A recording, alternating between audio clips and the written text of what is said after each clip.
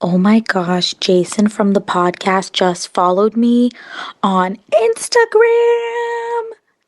I am famous officially. Brian Smith here, and welcome to the Dream Path Podcast, where I try to get inside the heads of talented creatives from all over the world. My goal is to demystify and humanize the creative process and make it accessible to everyone. Now let's jump in. Jason Moore, welcome back to the Duocast, my friend. Thank you for inviting me back, Brian. I appreciate it. What is the origin of the word Duocast? Why do we say, is that your word? No, you came up with that one. Oh, okay. I don't even really know if that's a real word. I don't think it is, but we are a dynamic duo, so let's get this fucker done. Right on. Okay. Well, I think people know what we're talking about when we say Duocast. Duo, two. Right. Cast as in podcast. And let's do this thing. I think that it's going to catch on. I think more people are going to use it. We got to put a copyright on it. Let's trademark that thing. Well, I want to make a nickel every time someone says the word. Absolutely. It's only fair. And I think I should get at least a penny out of that nickel, so. Oh, absolutely. All right, my friend. Well, let's recap a couple of episodes. We're here to talk about Emily James and Sue Ennis. Who do you want to talk about first? Emily James was first, so let's talk about her.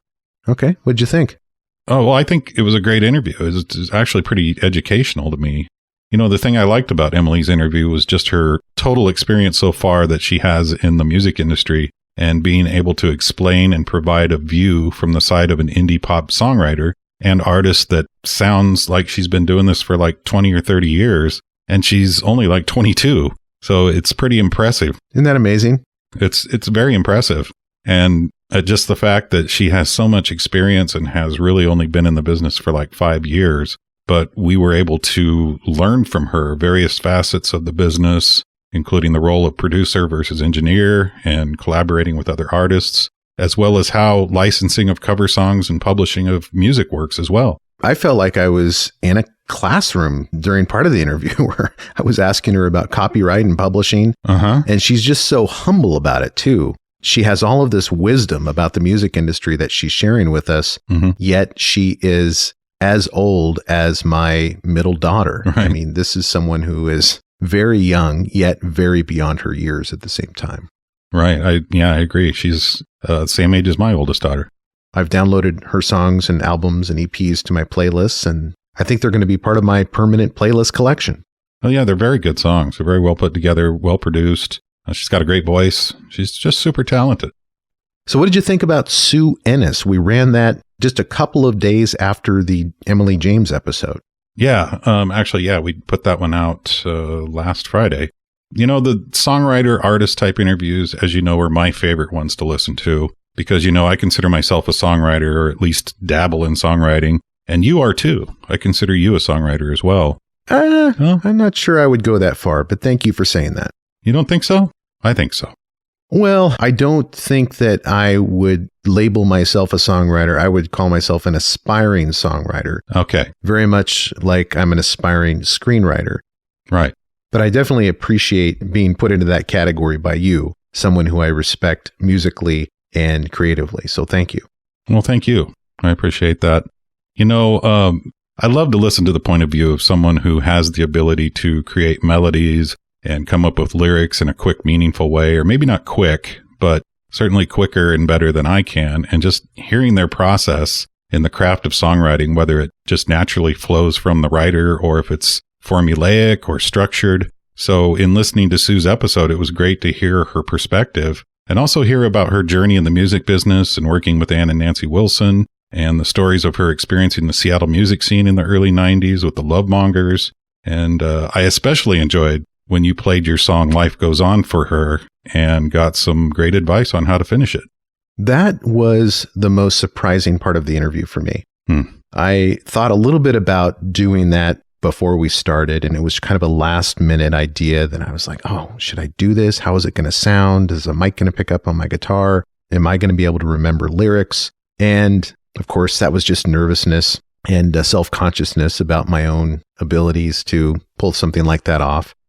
But Sue was so kind and just immediately got into coach mode and listened to that little song clip that I played for her and just dove right into songwriting coach mode and gave me some great tips and for free. Didn't charge me for it. So It was pretty fun.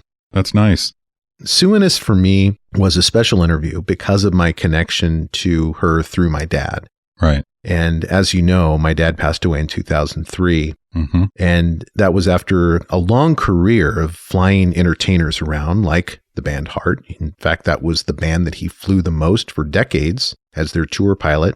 And when he died at the age of 56, he really took with him a lot of life stories that I did not have the ability to hear before he passed away because it was very sudden when he died. Yeah. So every opportunity I have, and you remember this when I talked to Roger Fisher and Michael Fisher at episodes, I think 4 and 5, some of that episode was dedicated to just my selfish curiosity to find out what they knew about my dad. What can you share? What kind of stories do you have about my dad? And of course, some of those stories did not make it onto the final episode for reasons I won't go into here, but they weren't safe for work. Let's just say that.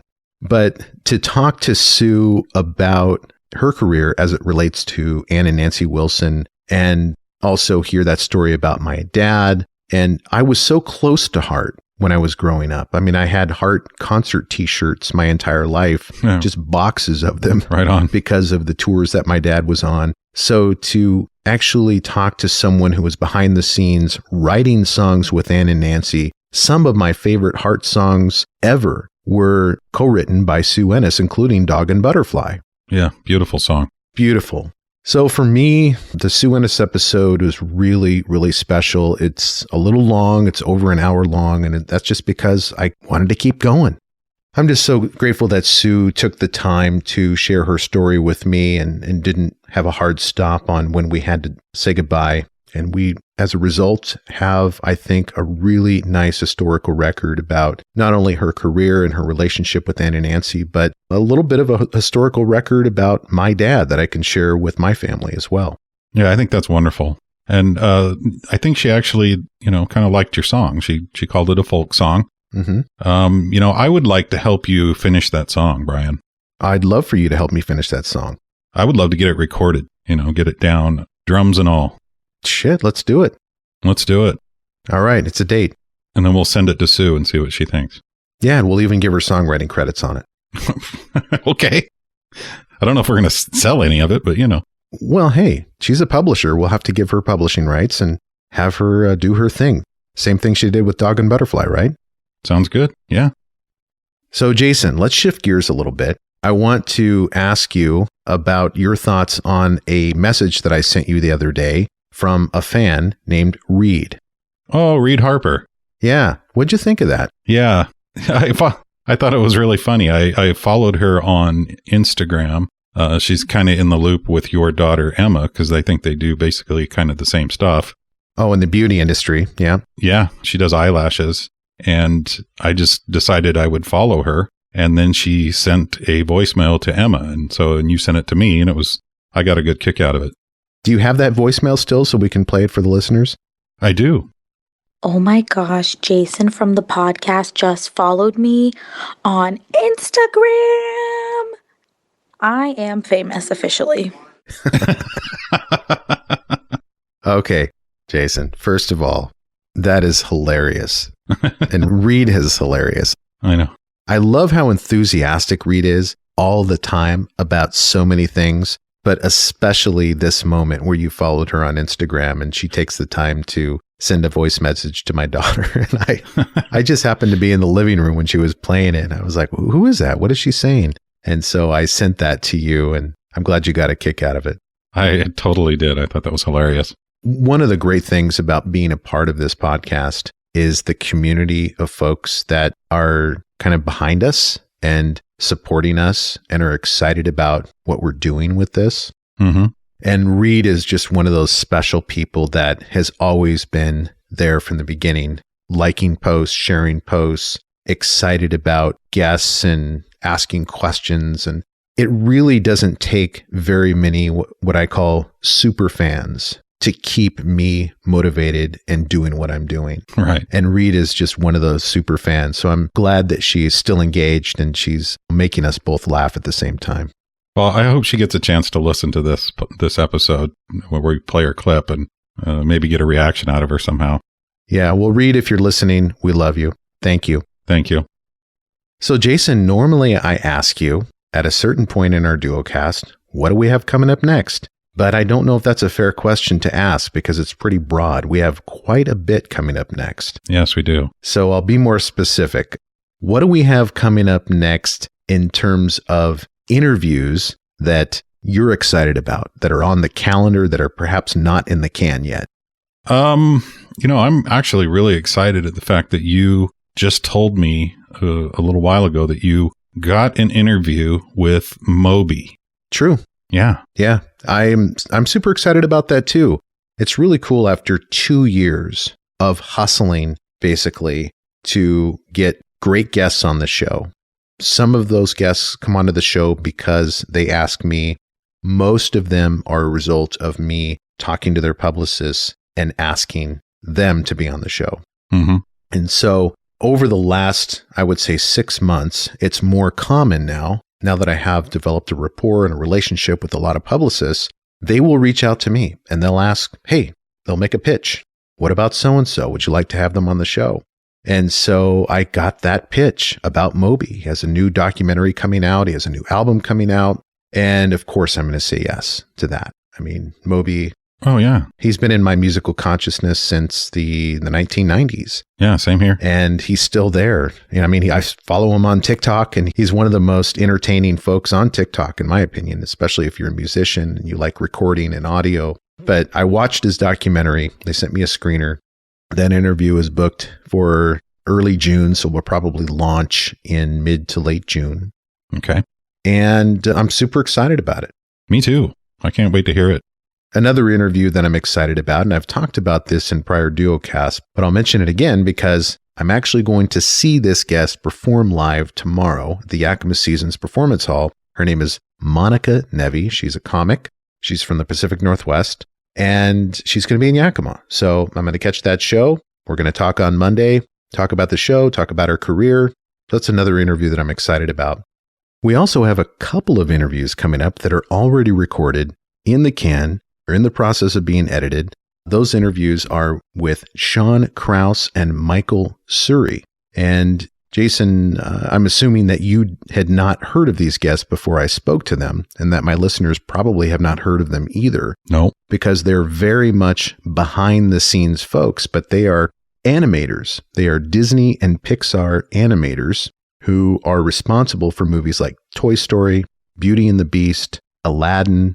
I mean, you name it. Pretty much any Pixar or Disney movie that you know and love, like Up, Lion King. I mean, so many classic, iconic Disney and Pixar films. Shawn, Krause, and Michael Surrey are animators that have fun stories to share about how they broke into the industry and what it was like being a part of those special films that we grew up with and our kids grew up with.